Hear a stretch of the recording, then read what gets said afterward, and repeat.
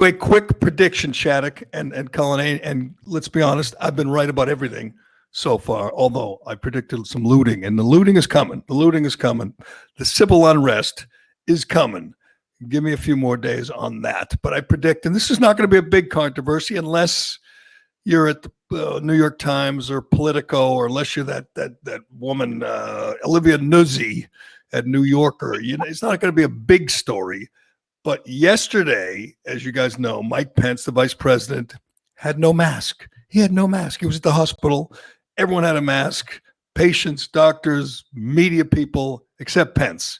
Now, Pence doesn't strike me as a guy who would want to break the rules. He doesn't strike me as a rebel at all. So I'm thinking, why is Mike Pence not wearing a mask? And he was asked about it. And he said he took a test and he's negative, but still, you're telling people all around the world, all around the country to wear masks. You should set an example and wear your mask, at least if you're Mike Pence. I mean, you're the kind of guy that goes along to get along.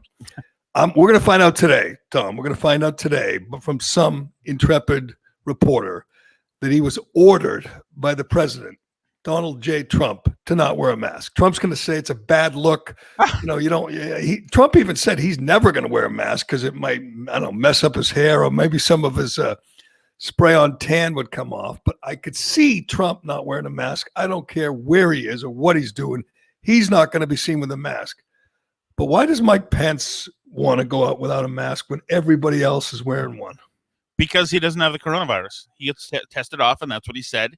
He doesn't have it. Why are we going along with the ludicrous notion that it does anything for anybody anymore?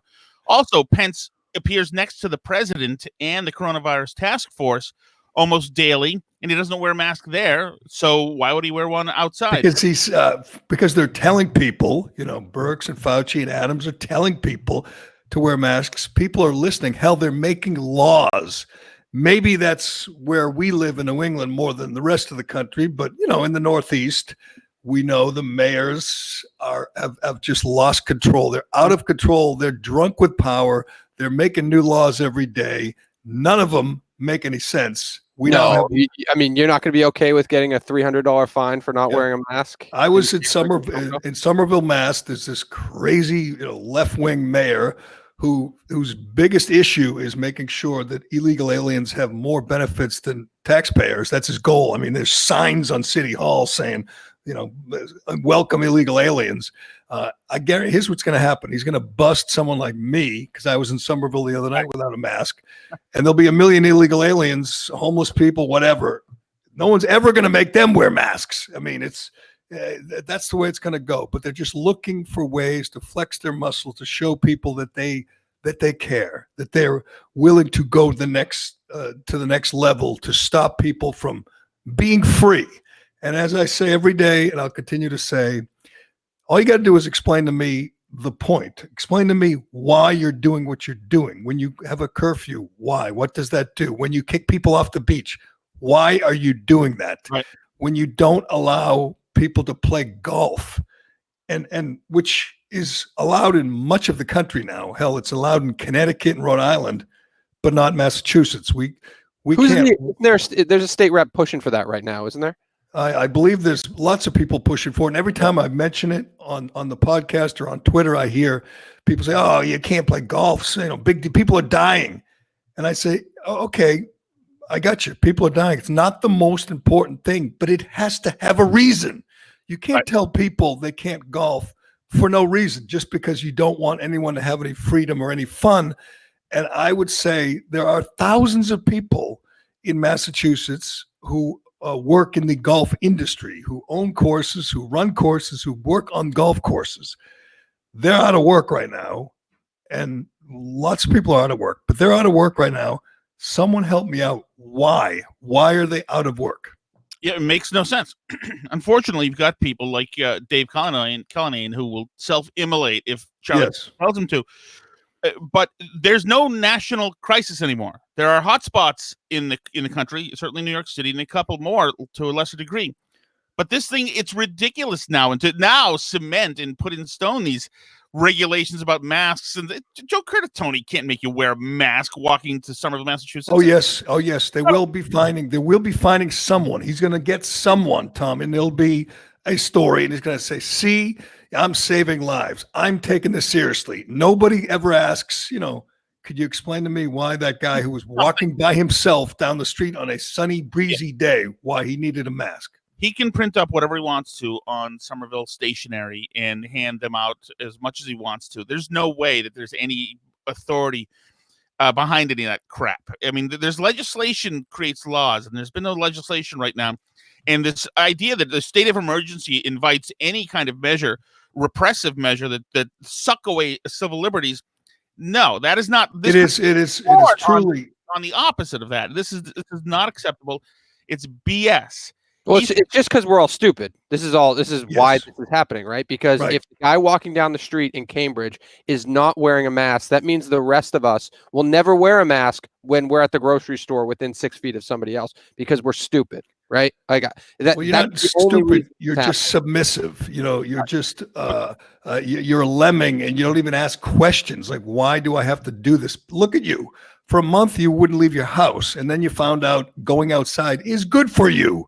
So you start going outside. I mean, the more you learn, the more you realize much of what these mayors and governors are doing is pointless. It is helping no one. It is saving no lives. You have a governor in New York who in one moment is telling people they can't go to work or they can't do this or they must wear a mask. And at the next minute is sending coronavirus patients into nursing homes and killing people. And that's going to be a scandal. I realize the media is enamored of Cuomo, Andrew Cuomo. I realize they love him and they want him to be president. But someday someone's going to write the whole story about how many people died because Andrew Cuomo, that inept boob in New York, sent positive coronavirus patients into nursing homes and wiped people out, just killed people. And people fought him on this. And he said, no, I got to do it. And he's been asked about it. And he lies and lies. And people say, isn't he wonderful? He's handsome and he's strong and he's in control. You want to talk about blood on your hands? Andrew Cuomo has blood on his hands. And I want to get to that because every time I tweet about this, I get thousands of responses. Some are good. People saying this is insane. We're a free country. It's time to take a risk and go to work. Most are like that, but there are others that just disappoint me so much. People that respond and say, don't you realize people are dying? The doctors say that the models say we have to stay home. Can't you just do that? You don't need to play golf. You don't need to go outside. Stay home. And I just beg these people to explain to me why. What does that do? They can't do it. We're going to get to that. And there's a couple of tweeters I want to read, responses I want to read because they just blow my mind sometimes. But we've been talking this week. And let me give you a little tease before you go on too. I just did the unthinkable. Did I even warn you guys about this? I just texted Michael Graham to come on the show later. Is that okay? Because he wrote a column. So I did the unthinkable. I'm bringing Michael Graham on the show. So we'll get to the Michael Graham show. Unfortunately, Graham is on the same page. We would prefer someone else to help you out. Some other, person hiding at home waiting for the mayor to tell them what to do. Jerry, before we pivot, it's so un-American to just sit there and say, "Mr. Mayor, what kind of mask should I wear, Mr. Mayor? What time do I have to be home?" Doing it. The only difference is you go on a podcast every day and complain about it, and you tweet and complain about it. You're doing the same thing. You're huddled in at home.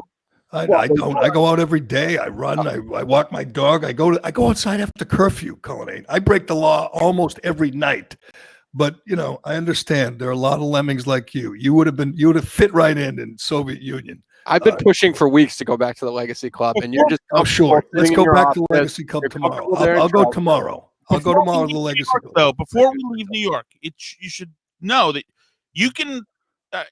You can't play high lie in Utica, New York, but you can take the subway in Manhattan, right, which is the epicenter, the ground zero of all of this in the United States. And they'll tell you people have to do it for health and commerce reasons. The subway, it's very likely that was the absolute ground zero nest for this stuff in New York City. So the double standards are ridiculous. That's true. Ridiculous at this point. Why the rest of Schenectady, New York does not have a problem. It's Manhattan. It's not. Massachusetts doesn't have a problem. This is absolutely ridiculous. This part of it will be seen as ham-handed and dumb. And now the financial fallout we're going to see in real time And remember, if we get into a depression here, that's very possible. If you get 25% unemployment, a depression is not something that you can extract yourself from. In the world, in during the 30s and the 40s, it was not the New Deal that got us out of the depression. It was World War II. And unless we've got another one of those up our sleeves, and I believe there's a health cost to those, then we're in deep kimchi here for no good reason. And by the way, a lot of times I get these responses from people saying, "What are you, crazy? We have to stay out till July, August, September." It's, from yesterday it was with a fireman, or it's a government bureaucrat, or it's a teacher, or it's somebody, or it's somebody who's not losing their job, not losing their business, who are not feeling the pinch, or it's some of these people who are unemployed and collecting an extra $600 because of this insane stimulus package that pays people more to stay home than go to work. Talk to some contractor, or a construction guy who has workers who don't want to come back to work because they're making more sitting at home. That's our government. That's Democrats at work. They fought for this. Some Republicans fought against it. That's, Alex Reamer will tell you, what's wrong with that? These are unemployed people. We should give them more money. It's a disincentive to work. That's another issue, another problem we'll get to down the road. And the measures government continues to take to keep the boot on the throat of their taxpayers, of the people, of their citizens, is madness. And I have a few more examples, but as I was saying, this week we've been talking about the Patriots kicker. Haven't gotten Shattuck's take on this. The new Patriot kicker, Justin Rohrwasser, who immediately after he was drafted became just a Klansman and a white supremacist because of a tattoo he got when he was 18. And initially we discussed all the reaction from Jemele Hill and Mike Freeman and the Boston Globe on how awful this is, that this guy is a symbol that represents, white supremacy. And I immediately, obviously, Googled it and did my research, and I couldn't find an example of, why this is a symbol of white supremacy, other than, someone like Jemele Hill talking out her ass saying, "Oh, the Patriots drafted a white supremacist." And then the kid, he's 23 now. He got the tattoo when he was 18. The kid basically, surrendered to the mob immediately, probably on the advice of, an agent or maybe the Patriots, and said he's going to cover it up initially. And then he said he's going to get rid of it. He's going to literally, scrape it off his arm with a cheese grater, and everyone will be happy. And I kept wondering, what's so bad about it? I looked and I read, and Cullinane was doing the same thing, and read, dozens of stories that reference the 3%ers, a group named after the 3% of colonists who fought for freedom in the American Revolution, and is they're Second Amendment guys. They're big, pro gun guys, limited government guys. I don't see, where in their charter or where in their actions they're white supremacists. I mean, we just take it at face value and say, okay, these guys are bad guys. Why does he have the tattoo? And the kid says, I thought it looked cool, right? Right. That's his excuse. It looked cool. He was 18. He's got a bunch of other cool looking tattoos. But on this one, he says, I didn't know. I was stupid. I don't represent, what these people stand for. And we couldn't get an answer as to what's so bad about it. Maybe I'm, missing it. Have you seen it anywhere, Shattuck, where they explain the why these 3%? Someone like Reamer comes on and says they provided armed security at Charlottesville. Right. Well, that's not true, at least according to them.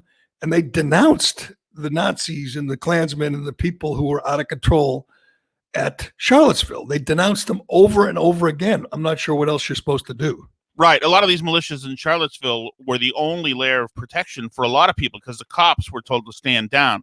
If you read reports from on the ground there, the police were pulled back, and there was these militia people essentially keeping the Antifa people from the other people. And nowhere involved in that was the Klansmen or that. There were a lot of shitheads there, obviously. Sure. But both sides. To quote the president, on both sides. He said fine people. He should have said they were scumbags on both sides. Right. There were Nazis and Klansmen on one side. There were Antifa thugs on the other. There were terrible people on both sides. Exactly. But I'm not sure. I think the 3%ers, as far as I can tell, were not party to that. They Right. were not marching with the Klansmen. But you're falling into it too. First of all, you can't say the president's when he said on both sides meant Nazis and Antifa. He said there were very fine people on both sides. That meant obviously people who were for statues and people who were against statues. Right. Well, but I worry about that because what I hear about these guys, the 3%ers, is that it's just like the Tea Party. And that's now supposed to mean by default that these are brown shirts. That's how far we've gotten. So the left uses this creeping motion to make sure that the truth definitions are changed over time. On both sides is one, and treating the Tea Party as if it was some racist group is another one. But I wish, and I've come around, I wish, as Turtle Boy said, the kid Rohrwasser just said, screw you. You know, I like the tattoo. I'm in favor of the Second Amendment. You know, I believe in liberty, and I love this country. So, you know, screw you. I mean, and left it at that. Instead, he said, I'm so sorry. I didn't know. I'll take it off. I'll cover it up. It's not me. And I'm still looking for the reason he should be so ashamed of this, other than the fact that he has a bunch of gaudy tattoos. Right. He's probably a dummy in a sense. He's a kid. Who knows? But you talked about yourself, Jerry, from being in sports radio. You know when you're in trouble. When you leave the building that day and you've said something, you know the bleep's hitting the fan.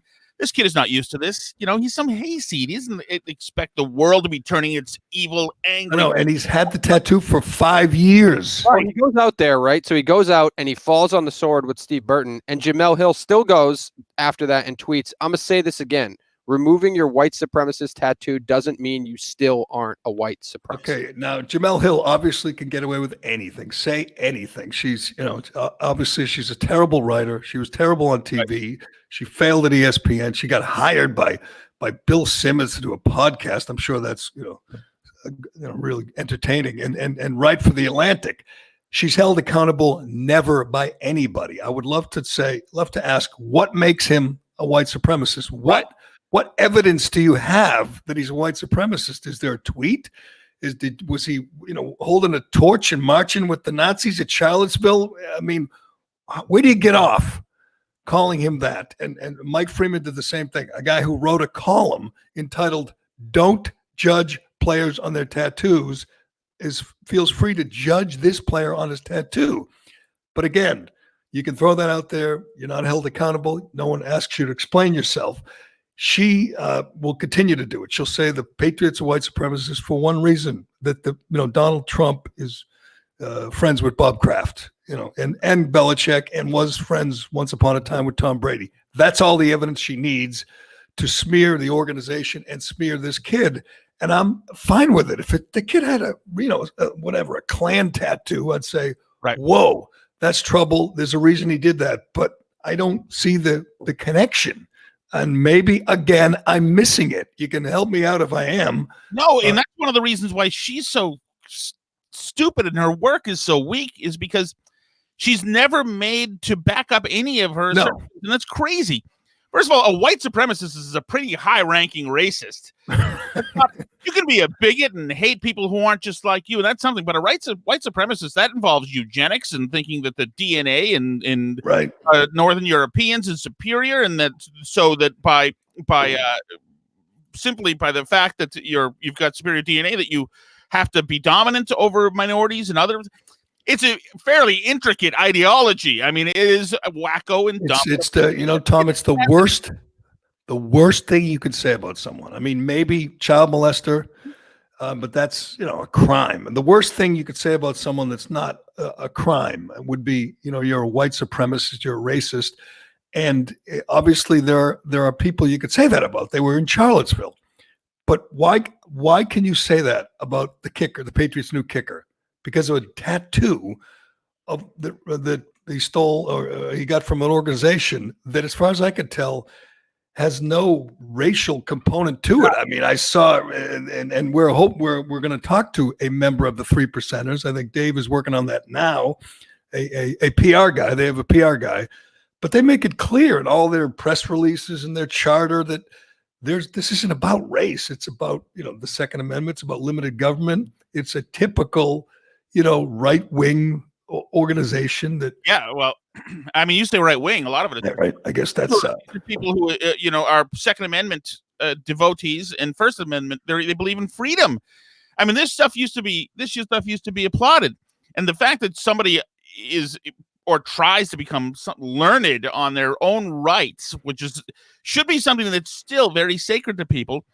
God forbid they do that and have a Gadsden flag or the Grand Union. Or you're for leaving up the statues, which, I mean, you can argue it if you want, but it's a reasonable take. I mean, I think if you're going to take down the statues, and you want to start with Robert E. Lee, eventually going to get to, in Boston, there are people who want to change the name of Faneuil Hall because Faneuil, whatever his first name was, Faneuil was a slave trader. I think if you go down that road, you got to take down things named after Kennedy. I mean, JFK was a horrible human being. We know that. We know how he treated women. He was just a sexual predator. Ted Kennedy was worse. We're naming things after them. That bothers me. If it bothers you that things are named after whoever, Faneuil, it bothers me that things are named after the Kennedys. I mean, you're talking about things that at the time and at their contemporary moment were immoral. It was always immoral to drive drunk into a pond and swim away and not go back for the girl who's drowning. It was always immoral to sleep with underage girls in the White House and the other things, and the old man, for his affiliation, and this and that. That was always immoral. In 1775, there was a different moral standard in the world at that point. Slavery was a horrible thing, and certainly a black mark on this country and on the world. And every culture has been involved in it. But you cannot make 1775 standards and bring them over to 2020 standards and expect consistency. The fact is, the world has changed. Things are different. Nobody forgives slavery, but to get rid of the statue of Robert E. Lee, then you're getting rid of a great starting point to a very interesting conversation. Yeah, and you can have put a plaque about it on it and say that he had was a slave owner, or at the end he got rid of his slaves and was against slavery. But you could say for a number of years, he was a slave. He was leaving the Confederacy. He was fighting to preserve whatever you want to say. But you can't say wipe it out. That should give everyone the creeps. Let's wipe it out. Let's get rid of those books and those statues. Let's not tell people what happened in this country 300 years ago. Let's keep it under our hat. That's a reasonable debate. So whether he's on, the 3%ers are on one side or the other is irrelevant, because it's a reasonable debate, and you can make a reasonable argument that you should leave your history there, good or bad. You should learn your history, good or bad. That doesn't work. If you're Jemele Hill and you want to say these guys are racist because because they thought they should have left the statues up, then you've lost your mind. That's not an example of a white supremacist or a hate group, and neither is the categorization or whatever that from the Southern Poverty Law Center. That's absurd. When people say that tells you one thing. Two things. It tells you they're lazy, which is the example I use from the Boston Globe story about this. It tells you they're lazy or they're dumb because they think the Southern Poverty Law Center has some credibility. They don't. They're a joke. They're a scam. They're a group that scams rich white liberals into giving them their money. They have $500 million stashed away. That's what they are. They categorize everyone as hate groups and extremists. That's what they do. Not everyone, Jerry. Not everyone. Well, everyone, as I said in the tweet, anyone to the right of Bette Midler is an extremist. Ben Carson is extremist. They have thousands of people listed as hate groups that are, the Family Research Council. If you use Southern Poverty Law Center as your standard, then you are either lying or you're stupid. And that's what Deadspin did. Their whole story about this, about the Patriots kicker, was about Southern Poverty Law Center. I mean, don't we all know that they're a joke at this point? Do people really think they're a serious organization? Well, why don't we go direct to the source here? Excellent. Because I don't know about you guys. I haven't seen anybody who's an actual member active with the 3%ers out there talking right now. I've heard people on sports radio say some called and said they were members, but I haven't seen anybody interviewed to actually explain, because this kicker is getting dragged through the mud and nobody's actually doing enough due diligence to find out who these people are, what they represent. We're just calling them white supremacists with nothing to back it up. So I say we go to them. All right, we're going to talk to Mike Dalton, who's an actual member of the 3%ers, a PR official with the 3%ers. Hey, Mike, how are you? Mike, can you hear us? Hey, Mike, you there? Can you hear us? No, it's spotty, in and out. Oh, okay, maybe I'll call his cell phone, guys. You guys, hang on one second. I'll call him back. That's Mike Dalton. We could see him, but couldn't hear him. I'm gonna call his cell phone. Can I just do that on the fly? Sure, call his cell phone. It's funny, Terry. There's all sorts of 3%er stuff on Pinterest. We get to listen to a cell phone ring. Excellent. Yeah, this is live on the fly. Morning, guys. Hey, Mike, you guys hear Mike? Yeah, morning, Jerry. Morning, Turtle Boy. No, it's not Turtle Boy. Today we got Tom Shattuck. I'm Jerry Callahan. Dave Cullinane's here. Mike, thanks for joining us. Maybe you can enlighten us. We have been asking this question for 3 days now. Is what makes the 3%ers so offensive to some people? Because as you know, the new Patriot kicker has a tattoo. It's got your symbol on there. He immediately was apologizing and promising to remove it. Doesn't matter. There are people out there at the Boston Globe and the Atlantic who are labeling him, a racist and a white supremacist. What do the 3%ers? What do you people stand for? Well, first off, this poor kid. I'm sure this is he worked very hard his life. It's his lifelong dream. He got his dream job to be handed this kind of criticism. We're a Patriot group. And we're defenders of the Constitution, and I'm sure that this young man wasn't a vetted member because he would know who we are. He wouldn't have to defend and say, "Oh, I thought they were this, I thought they were that." He wouldn't have had to do that. He could have stand up proudly and boldly and say, "I'm a 3%er. We're a Patriot group, and we're everywhere. We're made up of patriot citizens, and when has it been bad to be a patriot? It's not. And for someone to say you're a hate group, let me just say I wouldn't be a part of this group if it were." Well, what does being a patriot mean? Can you explain what else? I mean, what do you do when you get together with other 3%ers? What do you discuss? What is your agenda? Well, the agenda, of course, is to make sure the government doesn't overreach, to make sure that we defend the Constitution of the United States, which is the supreme law of the land. But with that aside, when I go to meetings, when we meet by zone, by state, by region, we talk about what we can do to help the community, what we can do in time of disaster. I'm going to give you an example, and I hope he doesn't mind me saying this, but Caleb Hill, our national president, and our forum, which is, it's not public, it's just for our members, showed some pictures and wrote a nice little story what he did last weekend when he went in Mississippi with about 11 people, and they had the tornado and these trees just fell on homes and between homes and all over the place down there. They went down there and they spent the entire weekend just cleaning up. And these weren't just, these were people of all color, let me just say. And they were so thankful and they were grateful and they fed them. And he did that to show us the brotherhood. And that's leadership down. And that wasn't on his Facebook page. That wasn't anywhere public. That was just for us. And this is just, and for this woman to say that we're a hate group, I'm sure it comes from Charlottesville. Right. Well, I was going to ask, what was your role at Charlottesville? What did you guys do there? Nothing.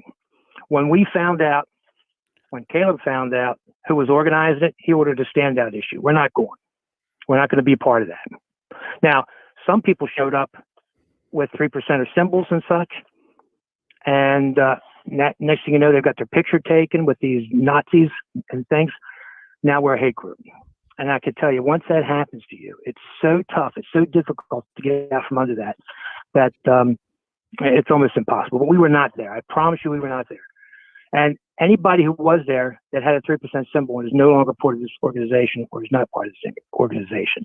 I was assured that when I became a part of this organization way back when. So I'm very confident that that's not their agenda. And when I go to meetings, I see the diversification. We're diversified. I see it. My state leader is Mexican.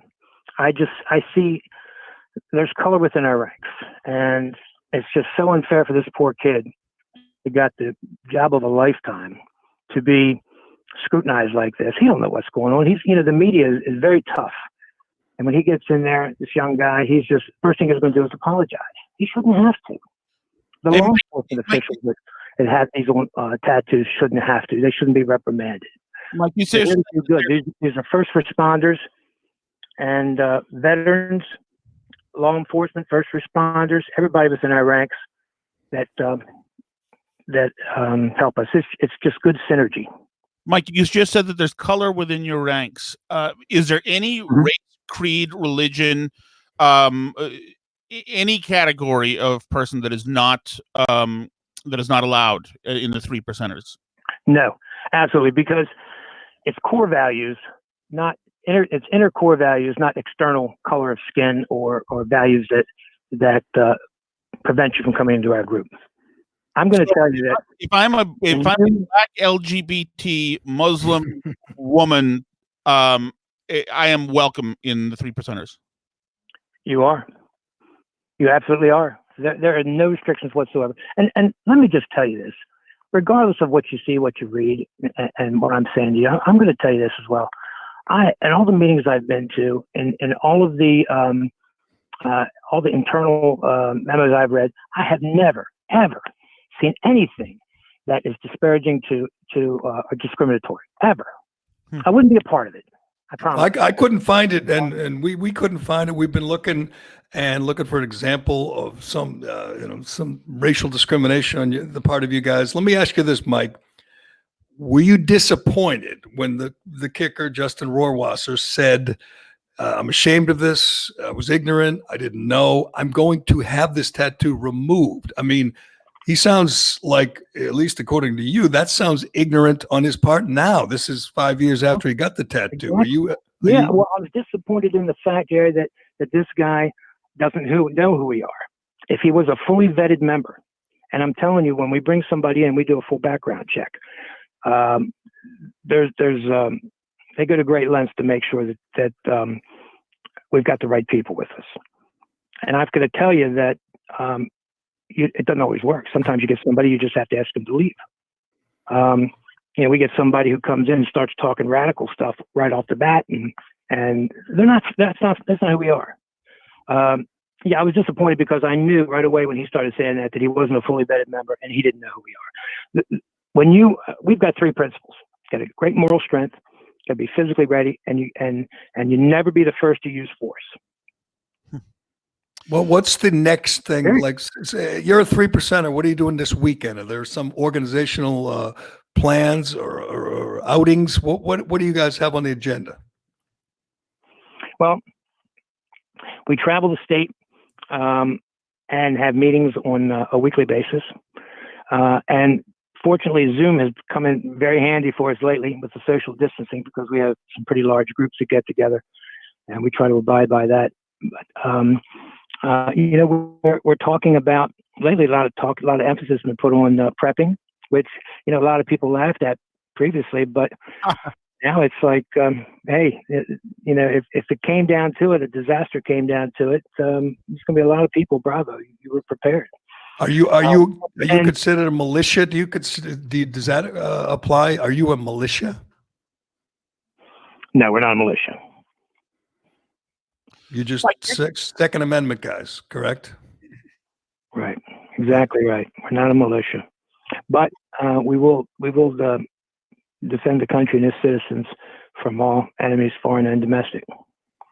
Mike, I see such synergy from the groups when these people come together from all walks of life.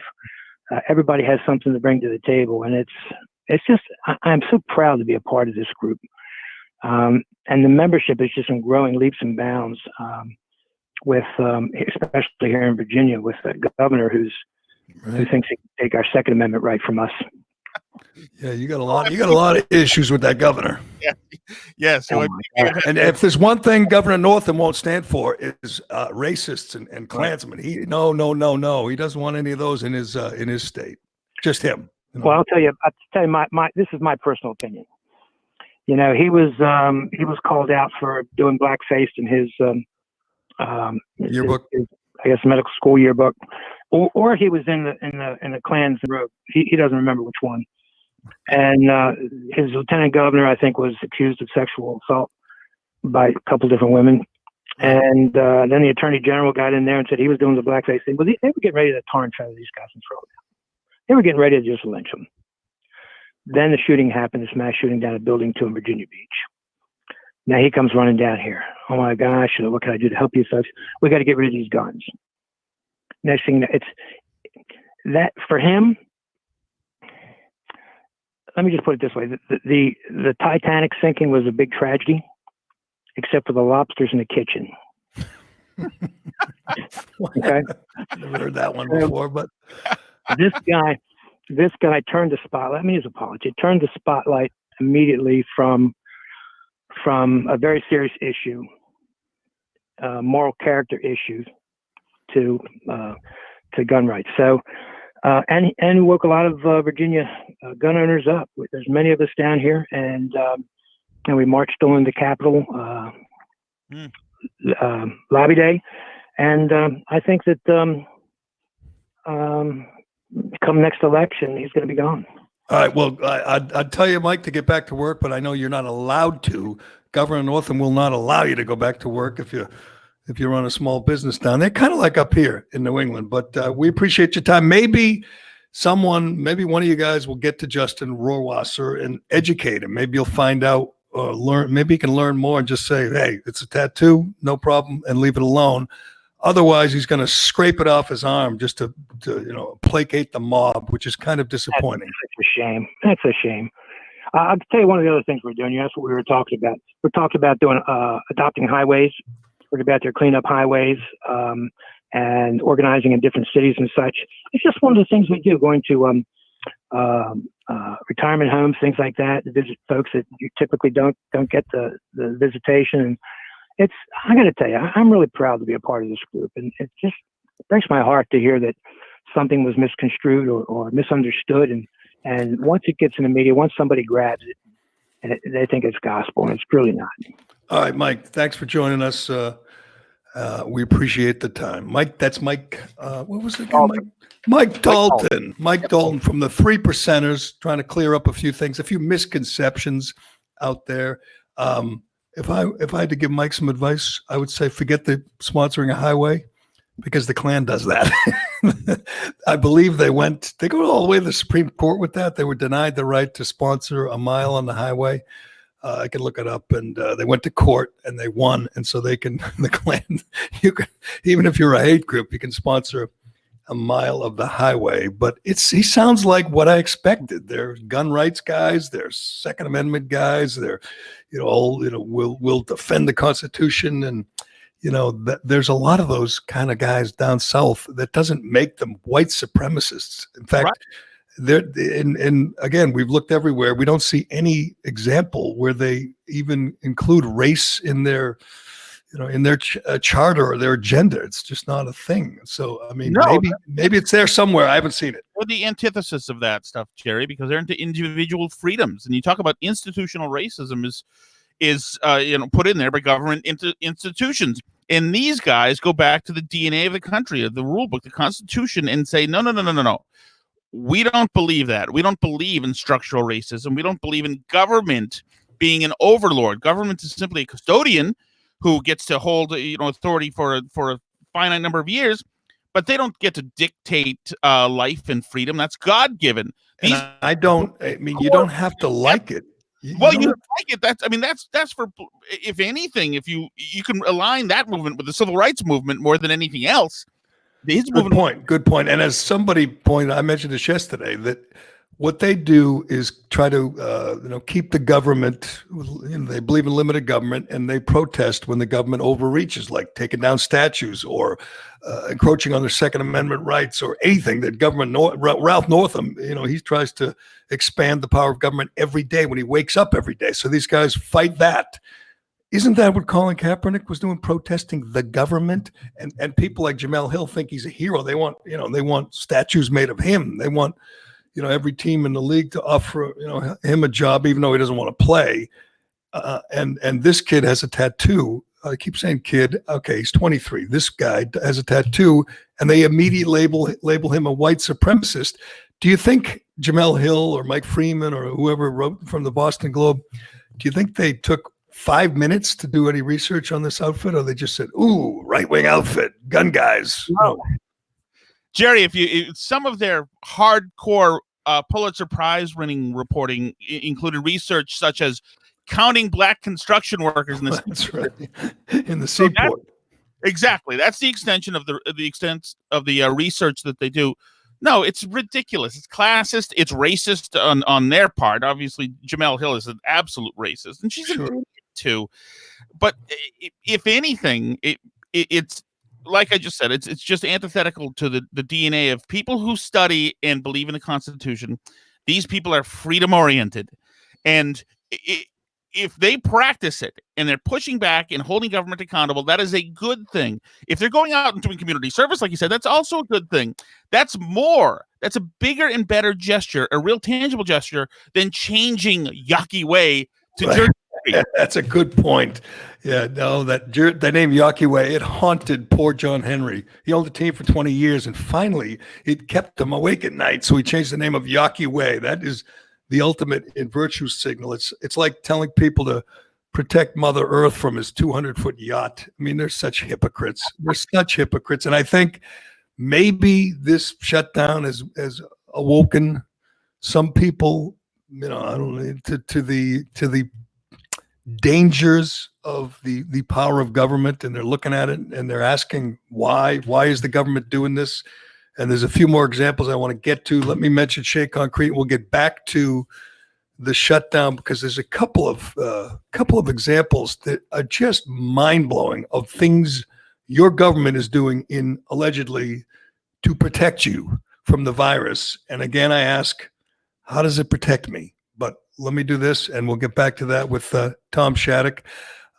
Shea Concrete. Let's talk about Shea Concrete. They are open, and they're open for business. They're ready for you. They're waiting for you. If you're thinking about doing some precast concrete work, go see Shea. Call Shea. They're a local company, but they're all over New England. They got 4 state-of-the-art manufacturing facilities.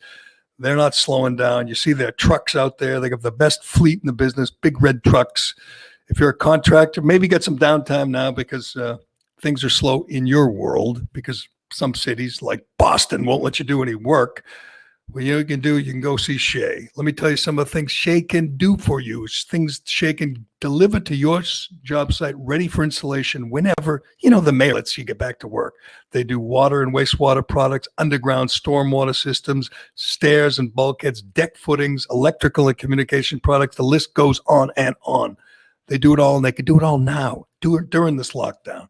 These guys do whatever you need. If you're an engineer, Shea can help you design your product. They get guys, engineers, smart guys and girls who could sit down at the computer and help you out. Give them a call for more information or for an estimate, or just log on to SheaConcrete.com. SheaConcrete.com. They're up. They're ready to do business. But let me tell you let me give you one example. By the way, if you're watching on Facebook Live, we're on Facebook Live. I have my Shea Concrete hat on as usual. Cullinane has his wife delivering him breakfast. Yep. Tom Shattuck is sitting there in all his glory with sunglasses on. Now, I have a rule. Only 2 kinds of people wear sunglasses indoors, blind people and assholes. And I don't think of you as either, as far as I know. You're not blind, are you? No. I'm not. You're not. Yeah, I mean, you can be an asshole, but you're really not. Okay, explain yourself. Why are you sitting there like Ray Charles with the I am a victim of the COVID-19 pandemic. Ooh. Do Do you realize it's changed lives, Jerry, and turned our world upside down? I've heard. Yep. And so we bought some chickens. My wife wanted us to, or maybe chickens like to eat, like throw in the grill. Well, no, these are live little chickens. They'll make eggs. You bought live chickens. Yep, 6 of those, and then 6 little guinea hens, and these they eat ticks. So we got some of those guys. So I'm building a chicken coop, and so I cut wood and cleared some land and threw all the stuff in a burn barrel, and it included poison ivy. Poison ivy was on some of the wood, and so the smoke got into my eye, and now it's not that bad anymore. Well, wow. Yeah. You're more ambitious than I thought, Shattuck. Building a chicken coop. I've always wondered this. Answer me this question. When you see, and I see it a lot up in Maine when I'm out riding my bike or running, you see chickens that hang around like a front lawn, someone's lawn. Yeah. What's to keep them from running away or running into the street? They're chickens. They're not that smart. Yeah, they don't have wanderlust. They want to hang around, and they know where the feed is. They're all constantly afraid of dying. But that's chickens. But these guinea fowl, which are awesome little animals, they're from Africa. They're like little hardcore Navy SEAL chickens. They kill the hell out of ticks and rats and other things. And they kill rats? They kill rats. They're awesome. They travel in packs. The problem is that those guys do fly away. So sometimes you get these little guinea fowl and you let them go in your lawn and they just fly into the distance and you never see them again. So you got to try to get them to bond with you. Do they sleep in bed with you? Like my dog sleeps. Steal chickens. I don't even touch them. I don't. My family. You have 4 kids and a dog and a wife and like 3 jobs, and you have time to raise chickens. I've made some bad decisions, Jerry. Yes. So no, I don't have time to raise chickens, but we're gonna give it a shot anyway. And why not? You know what? Our guy from the 3%ers mentioned prepping. Preppers give me the creeps. The preppers that have all the canned goods in their basement. And they get the guns and they're planning on going down there. When I don't know who's going to attack, space aliens or Soviet Union. I mean, I think the Chinese now. I guess. I've never really been a prepper, but hey, it's America. If you really think that that helps to prep for the apocalypse, good. And maybe now people are feeling vindicated because their cellar full of canned goods is going to come in handy now that the food supply chain is in jeopardy here. But are you planning on eating these chickens? When the Chinese attack or when the apocalypse comes? I'm not planning on eating the chickens at all. I mean, you certainly could. It's not the Chinese or the apocalypse or it's the mayor. Right. I'm worried about government. Government has shut down the meat facilities. Government has forced people back into the nursing homes to die. It's government that put everybody on the roofs in New Orleans. It's the benevolent, all-knowing government, people like Curtatone, that 2 months ago told you, don't go into Home Depot in Somerville and buy those masks because they don't do anything. And if you don't believe me, I've got a health guy who's going to tell you the same thing. Now they're saying if you don't have a GD mask in Somerville, you're under arrest. Yeah, you're in the back of the squad car. I'm going to tell you, and every time I tweet about this, I get hundreds of replies. And as I said earlier, most of them are like-minded. They agree with me that this has gone on long enough. This is insane. People are losing their businesses, losing their jobs, losing, they can't pay their mortgage, even though they're getting handouts. If they qualify, they're getting handouts. But it is scary and creepy to the point where I think lots of people are waking up saying, why is the governor doing this? Yesterday in Massachusetts, our governor postponed the reopening of the economy till May 18th. He's going to postpone it again. He's a rhino, Charlie Baker, also known as Charlie Parker. He's never going to open up the state until I don't know when, because he's afraid. He does not want to appear like he's, pro-business, wouldn't want that. He doesn't want to appear like he's a Republican.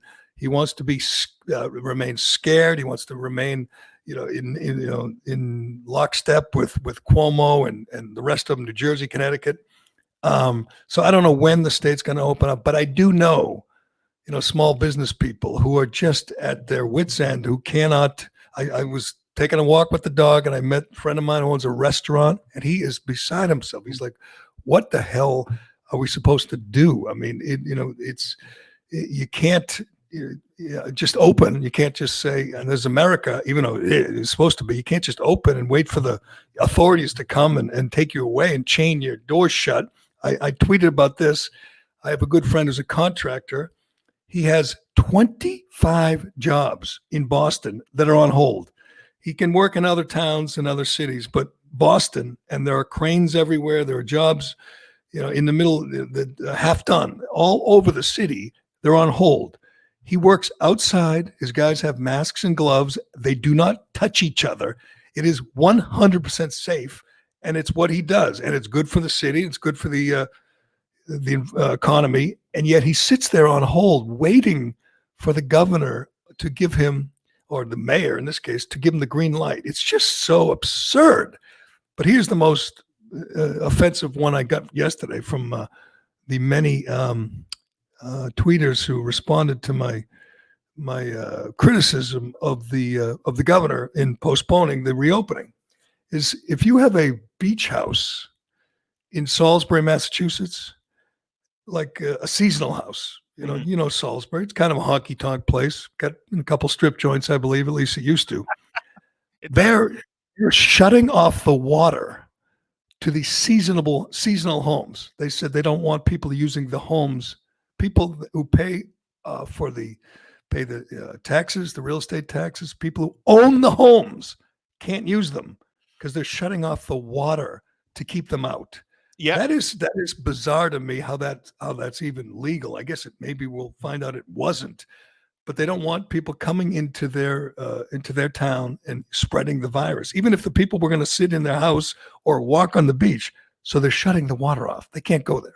Right. And they're doing similar things, not shutting the water off, but prohibiting any congregations in Plum Island and Newburyport up here. It's all, and it's absolutely crazy. And people aren't going to comply. Shutting the water off? Who's going to do that? Who's going to walk? They have to. What are they going to go to their house with no water? The department's going to walk down the street and go in front of every house and turn the valve off. This is absolute BS. The huge national crisis risk has been mitigated. There are hot spots, but the crisis, the apocalyptic disaster is not happening. That is over. Everybody did what they needed to do. We did the surge when you needed to have the surge. This is on June 6, 1944. It was necessary to throw thousands of ground troops at Omaha Beach. On June 25th, it was no longer necessary. And it's the same thing now. We can ratchet down. People can live now. I would go to a restaurant that was open before May 18th. And I think that people in the Bay State are going to do it. I think people are going to say, I told you, May 18th. Are you kidding? I told this the other day. I told the story. I went out Saturday. I drove a car for the first time in 2 weeks. I wore pants with like a belt for the first time in 6 weeks. So we ventured out, my wife and I, my dog, and drove up the coast. If you're not familiar, we went up to Gloucester and we were looking to just get, fried clams. It was our anniversary. We were going to celebrate. We couldn't get near a place. They were packed. I mean, you can't get in them, but you can get out. I mean, most of these places were an hour wait to get an order of fried clams. People, and I told this again too, that we drove by a cheesecake factory on the way home. There were 25 cars waiting in line for takeout. People are going to go out. They're going to go to restaurants. I realize it'll be different. The tables will be spread out. It's going to be tough for small Italian restaurants in the North End to survive the initial restrictions. But people will go out. They will go to stores. They will go to gyms. They will go to restaurants when they are allowed to. But here's the problem: is again, you have obviously red state governors who are already opening up their states, and you have Florida and Texas, and they're saying, let's do this. They're thinking about their economy. In blue states, when you have these tyrants like Cuomo, they don't care about the economy. They just say, if things are bad, we'll just ask the federal government for a bailout. What they care about is appearing compassionate, appearing like they care. So Cuomo wants to appear compassionate while he's sending coronavirus patients into nursing homes and wiping out elderly patients. That's compassionate. But when you say, let's get back to business, let's open up the beauty salons and their nail salons, then you only care about the almighty dollar.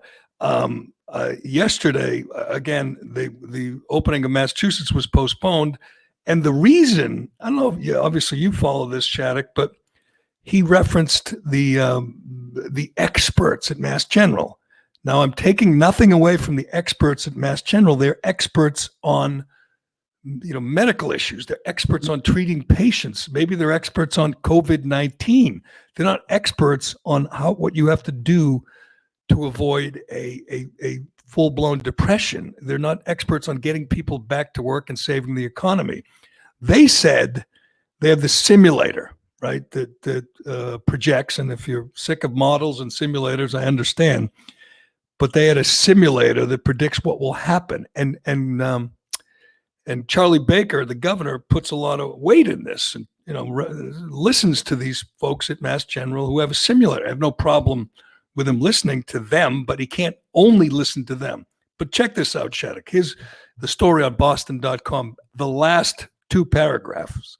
The Mass General simulator predicts 1.1 million deaths and an overwhelming peak of 7.9 million hospitalizations in August due to COVID-19 if the current restrictions were lifted across the board by May 25th. If current interventions remain in place until June 22nd, the model predicts 86,000 deaths and declining hospitalizations. Okay, did you hear that? Yeah. If we open the economy, open the state and the country today, 1.1 million deaths by August. 1.1 million deaths. We're at 60,000 now. If we don't open the economy, they're predicting 86,000 deaths. Who here wants to buy into that? Who wants to believe that model? Anybody? I mean, Charlie Baker does, but does any reasonable person think if we go back to work today that 1.1 million people will die by August? And if we don't, then 86,000. I just read you the Boston.com story. I had to read it 6 times to believe it. But this is remarkable. And as I've tweeted out many, many times to people who are skeptical or people who are outright hostile, when I say it's time to go back to work and let people, run their businesses, they talk about the elderly and the vulnerable. And I ask this question every time, and I really haven't got an answer. What's the difference for an elderly person who's in an assisted living home or even in their own apartment, their own home, an 80-year-old couple, they're in their own home. They're obviously isolated. They're not going out. They're not going out looking for fried clams. They're staying home, isolating, being careful, wearing their mask when they take a walk. What changes if we open the economy to them? How does their life differ? It doesn't, obviously. You're making a great point. But also that model also, Jerry, shows that if we remain sheltered in place till 2027, that 4,000 people will die of this, Jerry. So I think that we got to consider that trade-off as well. And we should just actually, Jerry, if we all just kill ourselves, then the rate of death from COVID could go all the way down to 0. That's a good point. And you're right. If a doctor or a Mass General expert says we should stay out till July, I have all these people who respond and say, these guys are the experts. What do you know, Dr. Callahan? And I say, okay, stay out till July. What if they say September? What if they say, a year from now? That clearly could be safer, and that would serve their purpose of limiting the infections, I guess.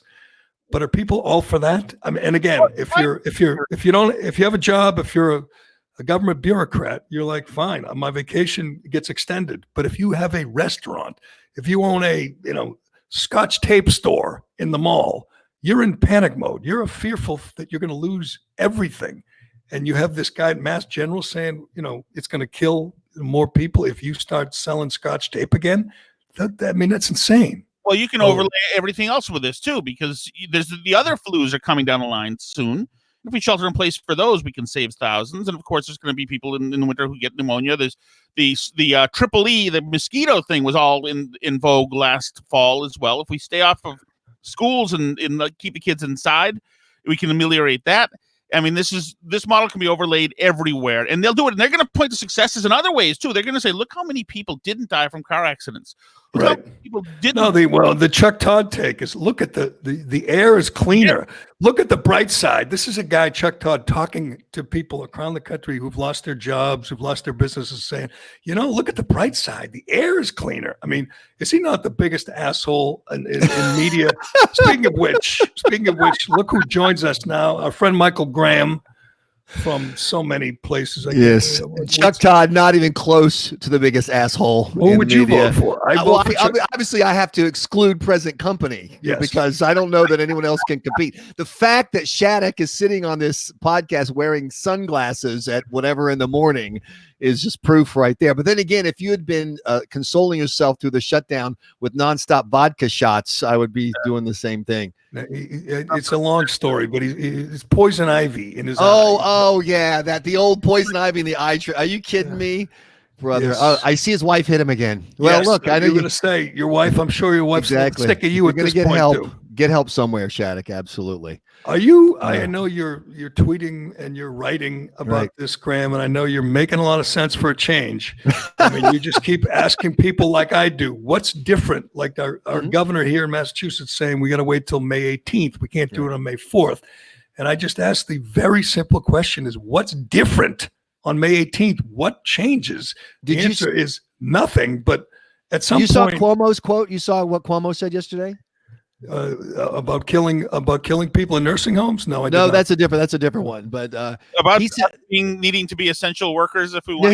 Here's the quote. Quote: "We want to reopen, but we want to do it without infecting more people." Okay, well then go to the planet where there is no coronavirus and reopen, because there is no reopen without infecting more people. In fact, there's no anything without infecting more people because we have coronavirus. And until there's a vaccine that is widely available, we are always going to have more infections. And what I'm waiting for, Jerry, and this is what I don't think these people have thought about. Okay, so you kill the economy. You put all these people out of work. You drag it into the middle of summer. Summer slows the virus down. Summer, people are, whatever, it's fine. And then the fall hits and coronavirus is sitting right there. We're just waiting for people. Then all of a sudden we're back to 100 new infections a day, 5-6 deaths a day. And people start going, holy crap, I went to work and a guy at work got the coronavirus. What happened, Charlie Baker? How is he going to explain? What happened, Donald Trump? See, they're hoping. Yeah. That's the hope, the dream that this thing flares up in October. It's not, but let's stop right there. There is no flare up. The coronavirus is just there. It's there at the same level. What we're doing is we're slowing it down. All the masks and the gloves and everything, they slow it down. That's great. We need to keep doing that. That's great. But people believe, as Cuomo just said, we're going to hit a point where we can reopen and there will be no more infections. That's scientific idiocy. I'd say this though, Michael, and Tom, I from at least from Twitter and people believe that. I know that's the problem. We just wait another month, it'll settle down. So here's what's happening. Wait. It's not cured. It's not going away. Exactly. We've already isolated the elderly, the sick, the obese. They're isolated. They know they can't go to the mall. They can't go. Well, Shattuck doesn't know that. He's still out. He's like Trump. He's 1 pound from being obese. He's good. He's 1 pound away. But if these people are isolated, the vulnerable people, the young people get it. That's not a bad thing. If a healthy 25-year-old gets it and gets through it and gets over it and is immune, that's not a bad thing. And, we know so little about this virus, too. And that's another thing that's frustrating me. This message that if we just stay closed long enough, we will fix things. When today, the New York Times had a story. It looks like the virus might be airborne and it might stay in the air for 2 days. What does that mean? That means that no matter what you do, some people are going to get it. In fact, we're all going to get it. We are all eventually going to have exposure to the coronavirus, period. There's nothing you can do. It's like gravity. It's just there. And we also don't know if you get infected once, do you get immunity? Do you get partial immunity? I did an interview for Inside Sources the other day with this professor who's an expert on this, and he says coronaviruses, because of their shape or something, are just hard to create vaccines for. There are 4 major coronaviruses that commonly work their way around the world. One of them has an effective vaccine. So it's possible that we will have a vaccine hit and it'll work every year. We've never had a vaccine for a virus, correct? We've had one coronavirus vaccine, but remember, we do flu vaccines every year. And every year my wife goes, you need to get your shot. And every year I go, I'm not getting a stupid flu shot. Number one, I hate shots. Number two, about 1 in 100 people get flu-like symptoms from the shot. And number three, there's a 1 in 3 chance that it's going to work on this flu. Every flu season at the end, they go, this year the flu vaccine worked for 37% of the people.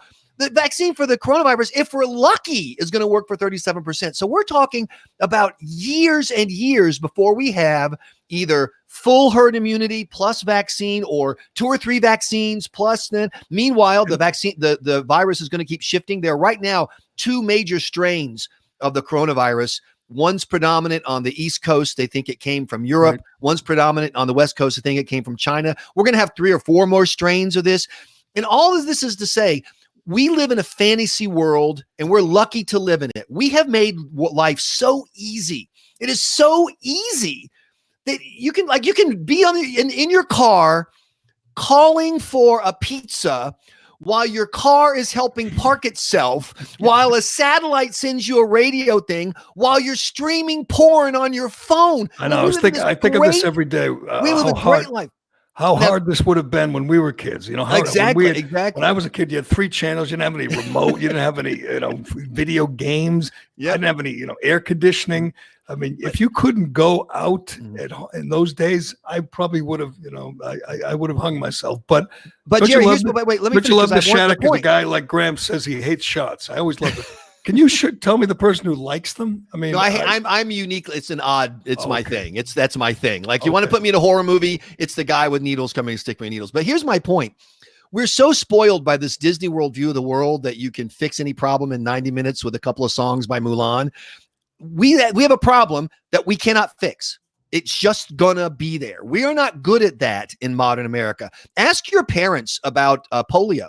My mom, I asked her about this the other day. She remembers how her parents were like crying when the news broke that there was a Salk vaccine, because every time they sent their kids to school, they didn't know, is my kid going to get polio? 58,000 people got polio in the United States in 1952. And what could you do about it? Nothing. They closed the swimming pools in the summers. They closed the theaters. But you just had to live in a world where every day someone might be crippled for the rest of their lives. We are going to go into that zone until there's a vaccine. And I don't know if we have the character to handle it. The coronavirus thing was never about how devastating the actual illness was. It was resources and it being inadequate. Exactly. Well, they've become adequate. If not, if anything, now we've got more than adequate PPE and ventilators. Cuomo's in the ventilator business now. He's selling them and getting rid of them. So, all right, here's what we've got. Here's the point we've gotten to, guys.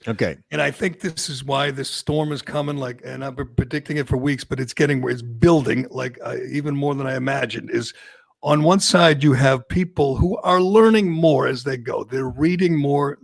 We're good examples of that. We're reading everything.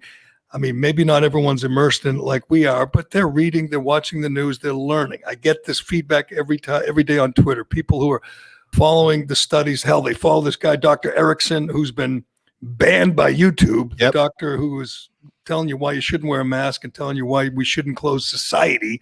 That guy, and Dr. Katz, and a lot of these people who are out there giving you an alternative point of view, as much as the big media are trying to suppress it. You have people learning about what's going on. On the other side, you have these tyrannical local officials, these mayors who are feeling it, man. They're flexing their muscles and they're waking up every day saying, how can I, oppress my people more today? Every day there's a new law. You wear a mask, we'll fine you $300. You're going to go to your summer home, we're going to shut off the water. Right. Up in New Hampshire, where you are, Graham, they're chasing lone surfers out of the ocean. Off the beach and out of the ocean. Right. There's a video out there of these 2 93-year-olds on the beach in California in little chairs, little beach chairs. A cop on a horse comes up to them and tells them they can sit on the sand. They can't sit in the chair. So he takes 2 93-year-olds. You can look this up. I retweeted it. I think Ben Shapiro talked about this, but they're 2 93-year-olds. He makes them sit on the sand because sitting in a chair is against the rules. Excellent. Anyway, you have this conflict where there are more rules every day, and there are more people at the same time asking, what is this? What is the point of this insane rule? Why are you making me do this? So the tension is building. Yeah, absolutely. And it's the more information that gets out, the more tension will build. In New Hampshire, they were told you have to lock down because you're going to overrun the hospitals and people are going to die in gurneys in parking lots because there'll be no hospital rooms. The maximum number of COVID hospital rooms they've used at a single time in New Hampshire thus far, 107. The total number of rooms available for COVID, 1,019. They've gotten to 10% of, they still have 80 something percent capacity untouched. The maximum number of ICUs that they've used so far, about 30%. They've had 65% plus of their ICUs empty the entire time. We're at the peak in New Hampshire. This is it. This is supposedly it. It's bad. I mean, you had 7 people die in a single day in a small state like New Hampshire. That's a lot. You got 100 people in the hospital. That's not good. But we're nowhere near the capacity. The entire hashtag flatten the curve argument has exploded. And so now they're going to this idiotic Cuomo argument. We can't open until it's completely safe. In New York, they're using the comfort ship for like bar mitzvahs and graduation parties. It's empty. Now, how much have you talked about the nursing home thing in Cuomo? Have you talked about yesterday? We talked about earlier today. Good, I want him charged with manslaughter. Did you hear what the head of the New Hampshire Association of Nursing Homes said? I think I did. It's an act of genocide. Inside source genocide, but that's what he said. He said it's an act of. I mean, that's how angry he was. The most irresponsible thing. Angry over it, and he said, "Think about this," because he works with these people. You got a mom who's in the nursing home and she's 92 and she's delicate, and then a guy shows up and says, "Yeah, this guy with COVID has to come be down the hall from her and have the same person changing her bedpans." No, but in New York, New Jersey, and the 2 other states, that's the way it is. We did say this. I mean, there's going to be some coverage of this. Obviously, there'll be others protecting Cuomo. The mainstream media, the Chuck Todds, will be out there trying to protect their hero, especially if they think he might be on the ticket. He's got to be on the ticket. Biden's certainly not going to be on the ticket. But at some point, someone will cover it. There'll be a number. And I think we're going to find out that Governor Cuomo killed dozens, if not hundreds, of elderly people in New York. And he's still defending the policy. Happening all over the place where you hear these accounts. We've covered it at the Lowell Sun of these nurses and people at these nursing homes using FaceTime to connect relatives with their dying grandparents. They last few words, all these heartbreaking stories. And for simply, like you're saying, for government overreach. But not only are these hospitals, like the one you were talking about, Michael, in New Hampshire, largely empty, but they're also empty in the oncology wards. That's right. People aren't getting chemotherapy. Chemotherapy and cancer treatments. You know how, Jerry, all too well, cancer treatments, that's life or death. That's freaking, cancer is heartbreaking enough. More than the goddamn coronavirus. It's incredible. This numbers from, I know you guys know Dr. Scott Atlas from Stanford, another contrarian, but he said a couple of nights ago, he said that half the people in the country have canceled their chemo treatments. Half. And he said 80% of brain surgeries have been postponed. I mean, I don't know how serious they are. Maybe there's some elective thing where you just get your brain touched up, kind of like your lips or your eyes or something. And he said people, a huge number of people, parents, are skipping their kids' vaccines. So no one wants to go near a doctor. So my mom was diagnosed with melanoma right before the coronavirus hit, and she's down in South Carolina. And they had this conversation. And thank God in South Carolina, they did not do what Massachusetts and New Hampshire have done. Because if they had, she would not have been able to get her radiation. And if you know anything about melanoma, it's an incredibly aggressive cancer. That's the problem with it. It's the aggressiveness. It's not the instant damage. It's not like in your heart or anything. It's on your skin mostly, but it's very aggressive. And I don't know what we would be doing if she were in one of these other states. But she had to start her coronavirus treatment. I mean, her cancer treatment during the coronavirus crisis. She had to. And I tweeted it out just a little while ago this morning. Canadian Health Minister, I can't pronounce her name, Celia something, but she said yesterday, 35 people have died in Canada because their heart procedures were canceled because of their COVID restrictions. It's amazing. I have a neighbor waiting for brain surgery. He's been waiting for 2 months, just waiting in the hospital. And guess what happened when he was in the hospital? One guess while he's waiting. Right. He got the virus. Yep. That's where you get it. So he's in the hospital waiting brain surgery and trying to recover from the coronavirus. And he's on top of that, losing his mind. I mean, literally, I mean, he's trapped in there. It is difficult mentally, physically. It is brutal, but we don't want to hear that. We don't want to hear that because that wouldn't be compassionate to talk about people missing their chemo treatments or not getting brain surgery. That's someone that just cares about a buck. You just care about, you just care about your 401k. Evil if you're people. Really compassionate, Shame on you. Say, stay home. We'll deal with the virus, and everyone else just shut up. And those casualties will not be reported. You will hear about somebody who snorted Lysol because the president explicitly told. By the way, can you? I would chip in the GoFundMe account to get the same people who made the Tiger King series to do the series on the fish tank lady. I want the fish tank lady. Well, we're learning more about her. She's I mean, what a brilliant idea. No, Trump is on TV talking about this poison. My husband's a little annoying. Next thing you know, I mean, this is great. I just, oh man, Positive America people told me that Trump explicitly caused literally that Trump held the guy's head and shoved the fish tank stuff down his gullet. Now, isn't that Darwinism? Do we really have a big problem with that? I mean, when you read about someone ingesting Clorox and maybe killing, do you say, "Oh, the poor guy," or do you say, "I don't know"? I don't know that he did it. That's my point. I don't know. He was drinking fish. He had any idea whatsoever. And I also love the media coverage. Colorado is doing pretty much the same thing that Georgia's doing. A few exceptions like tattoo parlors, but basically the same thing. You're going to see 5,000 stories on a person got coronavirus in Atlanta. Right. You will see 0 stories on 5,000 people got coronavirus in Denver. Nothing against Atlanta or Denver. You're all going to get coronavirus. The good news is most people don't even know they have it. The good news is the people who do have it, the vast majority survive. The bad news is some people die and every death is tragic, but you can't stop it. You can only slow it down. Right. And we're better off going out there and the right people getting it, as we all know, and getting through it and getting over it and getting immunity. But that doesn't sound right. People need to say, stay home. They just say it mindlessly every day. Stay home. Don't take any chances. Be safe. And we'll find out Friday, but give Governor Sununu of New Hampshire credit. He has said that he is going to use things like age metrics for targeted stay at home. Now, he hasn't issued a stay at home order. That's what's interesting. And New Hampshire's not quite Massachusetts. So he's doing like stay at home suggestions, stay at home. Right. Well, that's the same thing. Pressures, but still, if he's bold enough to come out and say, I'm issuing a stay at home suggestion for everyone over 70, that'll be props to him, man. Well, our governor says 2 more weeks, and no one bothers to say, what does that do? What do 2 more weeks do? Nobody asks that very simple question. It's driving me nuts. But anyway, Graham, thanks, man. We're all following Michael Graham on Twitter. What is it? I am Graham? It's I am M. Graham from the old I am Michael Graham. I am M. Graham, another guy who is who's on the right side of this issue, and we'll follow and keep reading you, brother. Thanks so much. See you, man.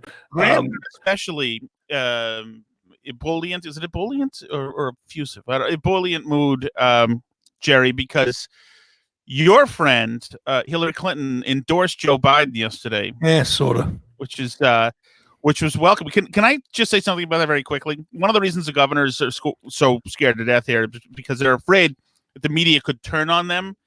But the fact that over the weekend you had 2 other people corroborate the Biden sex accusations, 2 literal people. So now there's 5 altogether who can corroborate that this victim was saying has been consistent since 1993.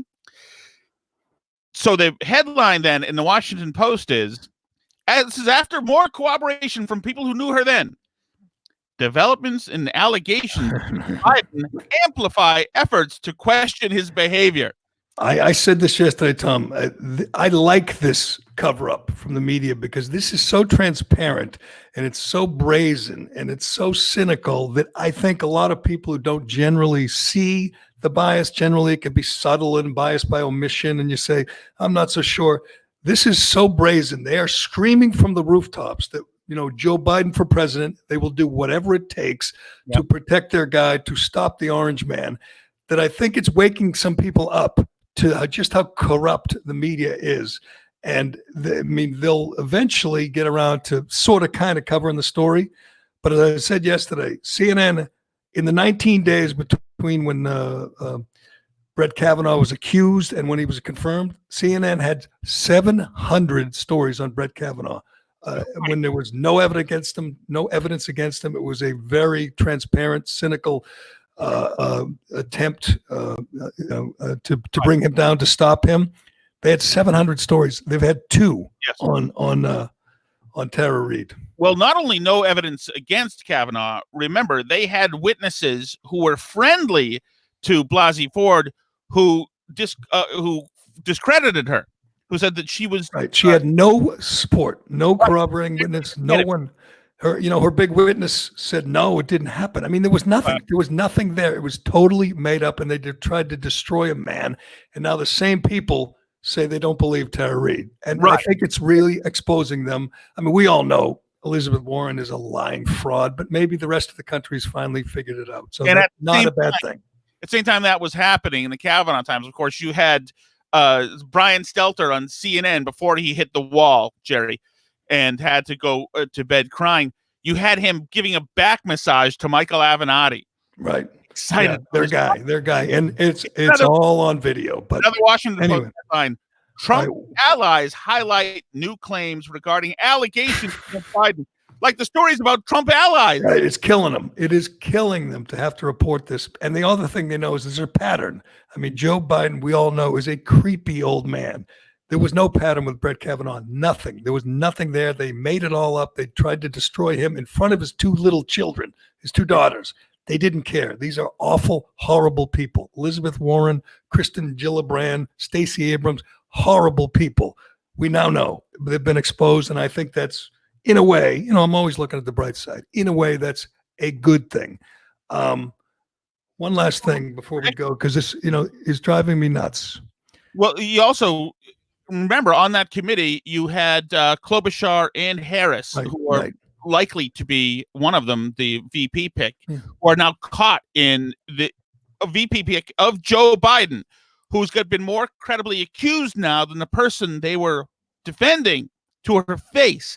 So they are in a tough position. And it's I think Stacey Abrams, we now know, I think she has Hunter Biden tied up in her basement, and she's not letting him go unless Joe picks her, which I say go for it, Joe, because that'd be a terrible pick. But that will be interesting to see who he picks. It has to be a woman, can't have a penis. We all know that. So, and there's just no obvious logical candidate out there. But all right. I will let you go feed the chickens, Shattuck. Go feed the chickens, and don't be throwing poison ivy into your burn barrel. Oh. All right, bad move. PSA, yes, that's a good point. I will not, Jerry. It's been fun. All right, thanks, man, and thanks to Shea Concrete and Allied Paving and DCU. You can check out our website. Not a lot on there. Everybody's picture is on there, but you can listen on there. That's why it's there. If you listen online, if you listen on your laptop or your home computer, thejerrycallahanpodcast.com. Thanks to Mike Dalton from the 3 Percenters for joining us and explaining what they're all about. And he's hoping, I think, that Justin Rohrwasser will learn more about the organization and maybe won't have to hack the flesh off his forearm.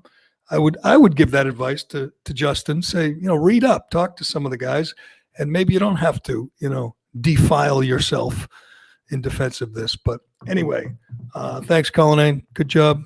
Thanks, Shattuck. Is Shattuck back with us tomorrow? Yeah, we should bring him back. You know why? Because Graham wouldn't let him talk. Yeah. That is nothing new, please. That is nothing new. And thanks to our friend Michael Graham. Again, follow him on Twitter. He's written some good stuff. He's good on this topic, as you would expect. I have been retweeting him and reading him faithfully, as always. I'm Jerry Callahan. This is the Callahan Podcast. We will talk to you again tomorrow.